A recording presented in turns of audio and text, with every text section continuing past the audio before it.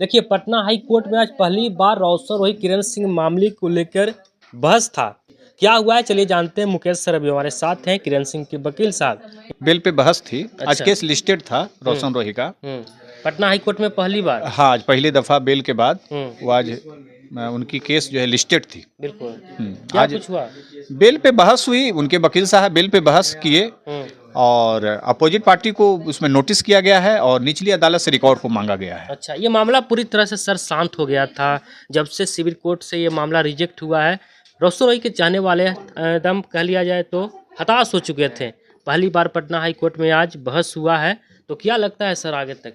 अब पीड़िता आई है, अपनी पावर दे करके आज गई है, उसका पावर हाई कोर्ट में फाइल हो गया है। अच्छा। और अब हम उसकी लड़ाई के लिए हैं, जो हमारा पेशा है, हमारा जो प्रोफेशन है।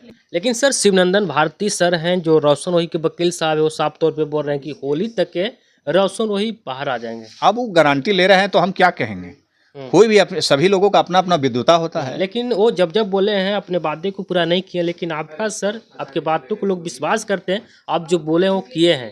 अब तो हमारा प्रोफेशन है, हम अपने प्रोफेशन के लिए ईमानदार हैं। सर इतना कुछ हो गया, इतना दिन हो गया, लेकिन कुछ लोग के मन में सवाल उठता है कि अब से यदि पीड़िता अगर मतलब समझौता कर लेती है अभियुक्त से तो क्या कुछ होगा? नहीं, समझौता के बाद भी सजा होगा रोशन रोही को। अच्छा। समझौता के बाद इस सेक्शन में समझौता होता ही नहीं है, क्योंकि आपको हम पहले भी बताए हैं कि यह जो सेक्शन जो है बहुत ही ग्रेवियस है और नॉन कंपाउंडेबल सेक्शन इसको माना जाता है। अच्छा। और नॉन कंपाउंडेबल सेक्शन वो सुलहनीय नहीं होता है। कब तक ये मामला सुलह हो सकता था सर? सुलह जब केस इंस्टीट्यूट होता है थाना में ही। अच्छा। और थाना में ड्यूरिंग कोर्स ऑफ इन्वेस्टिगेशन जब पुलिस गवाहों का बयान लेता है, पीड़िता का बयान लेता है, मेडिकल होता है, उस समय कोई ऐसा प्रयास दोनों फैमिली के द्वारा किया जाता तो यह सुलहनीय हो सकता था।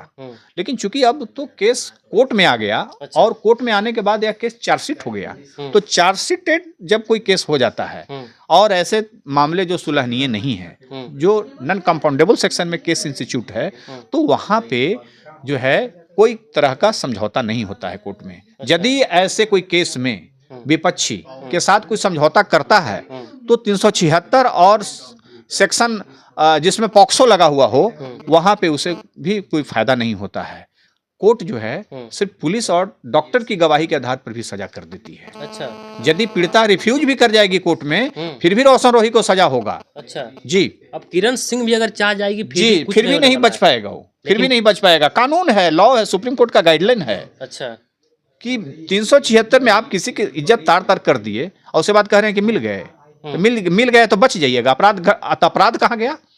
तो हर लोग समाज में ऐसे ही करेंगे कि छोटी बच्चियों के साथ बलात्कार करके, रेप करके, और फिर सुलहनीय हो गया तो फिर समाज बचेगा। आपकी मुड़ी को हम अलग अलग कर दें, अब फिर कहेंगे कि हम लोग मिल गए।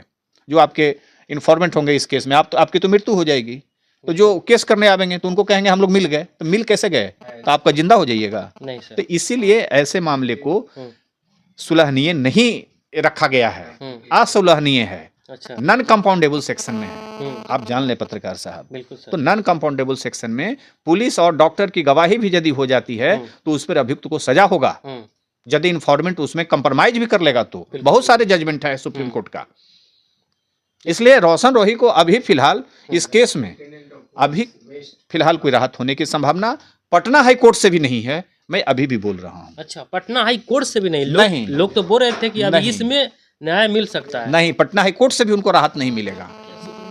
बहुत सारे जजमेंट हैं कि जहां 376 हो, जहां पॉक्सो लगा हुआ हो, पटना हाई कोर्ट भी बेल देने पर विचार करती है। क्यों बेल दिया जाए इनको? तो सर यहाँ से पटना हाई कोर्ट से मामला रिजेक्ट होता है तो सुप्रीम कोर्ट फिर पहुंच सकता है। यस, पार्टी को यह अधिकार है, क्योंकि जब तक उनको न्यायालय जहां तक है वहां तक वो अपनी अधिकार के लिए, अपने राइट के लिए वो जा सकते हैं। वो सुप्रीम कोर्ट जा सकते हैं। तो पीड़िता क्या बैठी रहेगी? पीड़िता भी जाएगी। जब पीड़िता लोअर कोर्ट से हाई कोर्ट तक लड़ रही है तो पीड़िता सुप्रीम कोर्ट भी जाएगी। बिल्कुल। ये भी तो स्टार्डम ही है। लेकिन पीड़िता किरण सिंह बोल रही थी कि हम चाहे जाएंगे तो रोशन रोही छूट जाएंगे, लेकिन वो छूटने वाले काम नहीं किए हैं। क्योंकि नाबालिग है, उसको भी अभी कानून की सूझबूझ नहीं है। वो छोटी बच्ची है, क्या बोलेगी? मैं एक अधिकृत लॉयर होने के कारण, लॉ फील्ड का एक्सपर्ट हूँ, तब मैं आपको बता रहा हूँ। 16-17 वर्षों में जो हम लोगों ने अपने जीवन में देखा कि ऐसे नॉन कंपाउंडेबल सेक्शंस जिसमें कि कोर्ट के आदेश पर या समाज के मिलीजुली प्रक्रिया और समझौता से भी कोई केस समझौता हो जाता है, फिर भी उस केस में ट्रायल चलता है। यह केस बंद नहीं होता है, अच्छा, ट्रायल चलता है। अब पूरे गवाहों का ट्रायल करवाया जाता है और जज साहब जब लास्ट में पूरे गवाह इसमें फेल्यूर भी हो जाएंगे इस केस में कि ये घटना मैंने नहीं देखा है, ये घटना गलत है, उसके बावजूद भी इस केस में चूंकि चार्जशीट हो गया है फिर भी सजा होगा। अच्छा, अब रोशन रोही को बकसने वाली नहीं है कानून। नहीं, कानून की ऐसे शिकंजा है उनको, अब कानून के ऐसे जटिलताएं शिकंजे में वो फंस चुके हैं कि अभी निकलने में बहुत लंबी प्रक्रिया उनको अपनाना होगा। चलिए तो अभी हमारे साथ किरण सिंह के वकील साहब थे मुकेश यादव, जो कि इनको साफ तौर पे कहना है कि पटना हाई कोर्ट में भी बेल नहीं मिल सकता है। बाकी आप लोगों का क्या कुछ राय है कमेंट में रखिएगा। धन्यवाद।